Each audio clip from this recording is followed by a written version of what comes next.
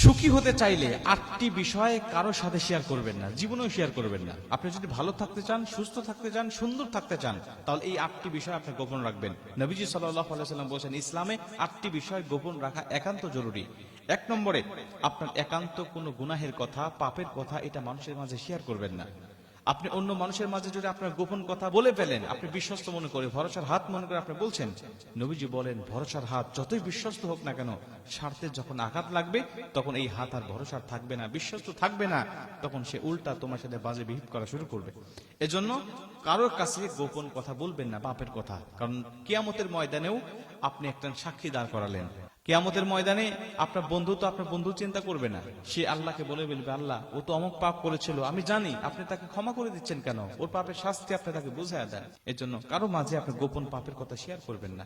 2 নম্বরে, অন্যের কোনো পাপের কথা, দোষ ত্রুটির কথাও আপনি মানুষের মাঝে বলে বেড়াবেন না।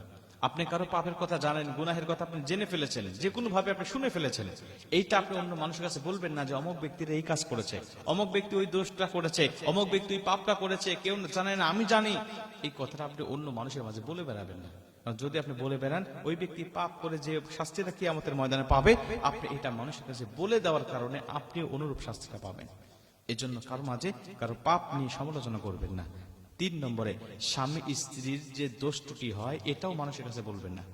স্বামী স্ত্রীর দোষ ত্রুটি অনেক সময় হয়ে থাকে, স্ত্রী ভালো না, একটি স্ত্রী অপরাধ করেছে, এটা আপনি স্ত্রীকে শাসন করা বাদ দিয়ে অন্য মানুষের কাছে বলে বেড়াচ্ছেন। মনে রাখবেন, 2 দিন পরে আপনারা স্বামী স্ত্রী সবকিছু ভুলে যাবেন, আবার এক হয়ে যাবেন, কিন্তু যাদের মাঝে বলে বেড়াচ্ছেন ওরা কিন্তু ভুলে যাবে না।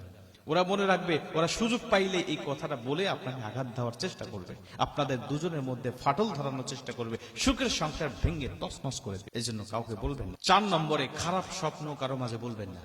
আপনি কোন স্বপ্ন দেখেছেন, ভয়ানক স্বপ্ন, খারাপ স্বপ্ন আপনার কাছে মনে হচ্ছে, আপনার যদি একান্তই ব্যাখ্যাটা জানার প্রয়োজন হয়, তাহলে যিনি জানে বলে আপনার কাছে মনে হয় ওনার কাছে আপনি বলবেন, কোন আলেমের কাছে, মুফতির কাছে, মুহাদ্দিসের কাছে আপনি জানাবেন। সাধারণ মানুষের মাঝে, আম পাবলিকের মাঝে এই কথাটা যদি আপনি বলেন আর ও যদি কোনো উল্টাপাল্টা ভুলভাল ব্যাখ্যা করে, এই ভুলভাল ব্যাখ্যাটা, উল্টাপাল্টা ব্যাখ্যাটা আপনার জীবনের সাথে ফলে যাওয়ার সম্ভাবনা আছে। এজন্য খারাপ স্বপ্ন এটা মানুষের মাঝে আপনি বলে বেড়াবেন না। যদি একান্তই জানার প্রয়োজন হয়, তাহলে যিনি জানে, তাবির করতে পারে, তার কাছ থেকে জেনে নেবেন। 5 নম্বরে, বৈবাহিক জীবনের অন্তরঙ্গ বিষয়গুলো কারো মাঝে শেয়ার করবেন না। 6 নম্বরে, বিশ্বস্ত কথোপকথন। বিশ্বস্ত যে কথোপকথন গুলো আপনাদের মধ্যে রয়েছে, অনেক মানুষ আছে কাউকে বিশ্বাস মনে করে একটা কথা বলেছে, এই বিশ্বস্ত কথোপকথন করার সময় আপনাকে বলে দিয়েছে, ভাই তোমাকে বিশ্বাস করে আমি বলছি, তুমি এটা মানুষের কাছে বইলো না। আমাদের সমাজে অনেক মানুষ আছে বিশ্বস্ত কথোপকথন গুলো মানুষের মাঝে বলে বেলায়, বলে ওই ব্যক্তি আমাকেই শুধু বলছে, কাউকে বলতে নিষেধ করছে, তারপরেও আমি তোমাকে বলছি কারণ তোমাকে আমি বিশ্বাস। কথাটা 2 কান হওয়ার কথা ছিল, কিন্তু আপনি 4 কান করে দিলেন। এই কথাটা আর আপনি বেশি জানায় দিলেন, এই কথাটা আপনি আরো মানুষের মাঝে বলে দিলেন।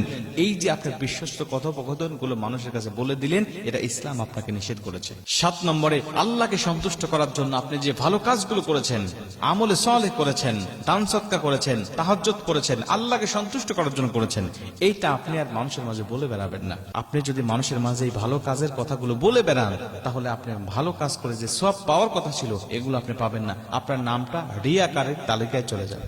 এই জন্য ভালো কাজ করে এটা মানুষের মাঝে বলে বেড়াবেন না। 8 নম্বরে, উত্তম রিজিক, সুস্বাস্থ্য, এগুলো মানুষের কাছে বলতে হয় না। আপনি কত টাকা ইনকাম করেন, অ্যাকুরেট হিসাব কারোকে দেওয়ার দরকার নাই, এটা আপনি নিজের মধ্যে রাখেন।